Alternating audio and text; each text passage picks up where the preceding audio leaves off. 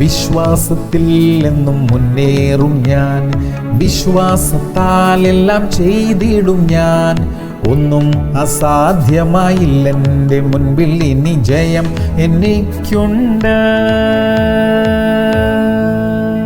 മർക്കോസ് 11:24.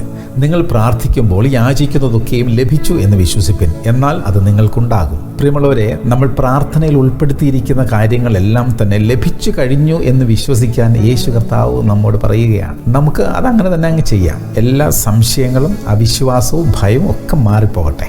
എന്ത് സംഭവിച്ചു കാണണം എന്ന് നമ്മൾ ആഗ്രഹിച്ചു പ്രാർത്ഥിച്ചു കൊണ്ടിരിക്കുന്നുവോ അതിനെക്കുറിച്ച് വളരെ പോസിറ്റീവായിട്ട് നമുക്ക് സംസാരിച്ചു കൊണ്ടിരിക്കാം. നിശ്ചയമായും ദൈവം നമ്മുടെ പ്രാർത്ഥനയ്ക്ക് ഉത്തരം തരും. നമുക്ക് പ്രാർത്ഥിക്കാം. ഞങ്ങളുടെ പ്രിയ കർത്താവേ, അവിടുന്ന് ഞങ്ങൾക്ക് ഉത്തരമരുളിയിരിക്കുന്നു എന്ന് ഞങ്ങൾ വിശ്വസിക്കുന്നു.